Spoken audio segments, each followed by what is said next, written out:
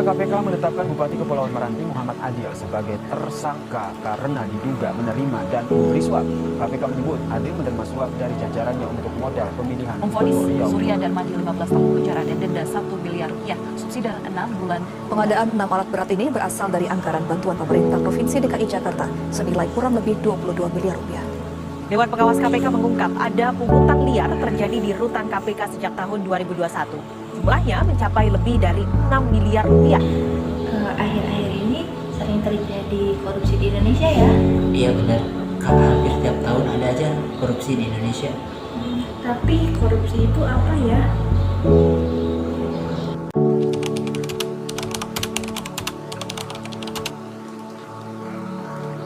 Korupsi berasal dari bahasa Latin, yaitu corruptio atau corruptus. Kata corruptio ini berasal dari kata crumper, yang berarti busuk, rusak, menggoyahkan, memutar balik, menyogok. Orang yang dirusak, dipikat atau disuap.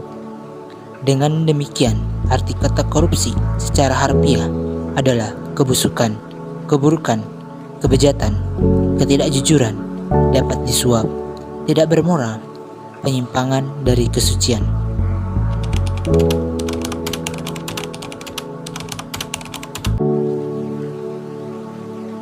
Dampak masif korupsi. Korupsi tidak hanya berdampak terhadap suatu kehidupan saja. Korupsi menimbulkan efek domino yang meluas terhadap eksistensi bangsa dan negara.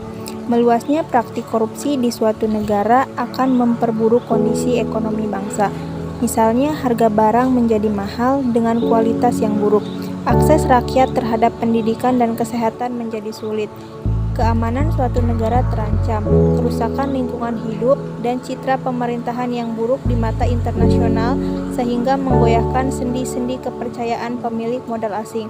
Krisis ekonomi yang berkepanjangan dan negara pun menjadi semakin terperosok dalam kemiskinan. Berdasarkan laporan Bank Dunia, Indonesia dikategorikan sebagai negara yang utangnya parah dan berpenghasilan rendah. Korupsi dapat melibatkan berbagai pihak dan dapat dilakukan oleh siapapun, termasuk anak-anak hingga orang dewasa, serta dari individu yang tidak memiliki pendidikan formal maupun yang memiliki tingkat pendidikan yang tinggi. Tindakan korupsi dapat terjadi mulai dari hal-hal kecil hingga tindakan yang berskala besar. Adapun sebagai contoh, tindakan korupsi di kalangan mahasiswa yaitu terlambat masuk kelas,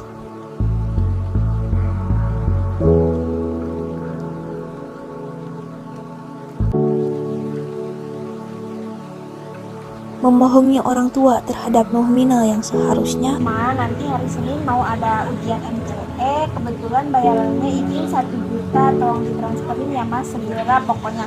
Bayarannya 1 juta ya Ma. Memberikan gratifikasi,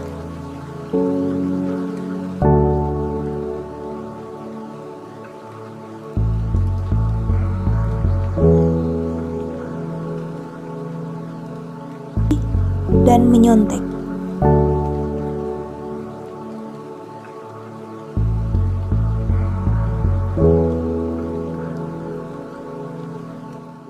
Baik, dalam upaya pemberantasan korupsi, ada 3 strategi dalam upaya pemberantasan korupsi.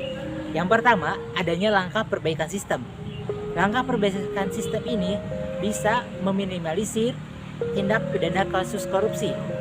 Yang kedua, adanya langkah edukasi dan kampanye. Langkah edukasi dan kampanye ini merupakan salah satu strategi dalam pendidikan anti korupsi, yang mana dapat meningkatkan kesadaran masyarakat dalam upaya gerakan tindakan anti korupsi. Yang ketiga, adanya langkah represif. Langkah represif ini merupakan salah satu cara untuk menindaklanjut pelaku koruptor, yang mana nantinya akan dibawa ke pengadilan. Dan perlu sejak dini atau sejak kecil nilai-nilai anti korupsi perlu ditanamkan, yang mana nilai-nilai anti korupsi itu singkatannya Jupemandi Naker Sabedil, yang mana jujur, peduli, mandiri, disiplin, tanggung jawab, kerja keras, sederhana, berani, dan adil. Itulah nilai-nilai anti korupsi. Ayo, berani korupsi untuk Indonesia maju. Negara yang sejahtera adalah bebas korupsi. What if we rewrite the stars? Say you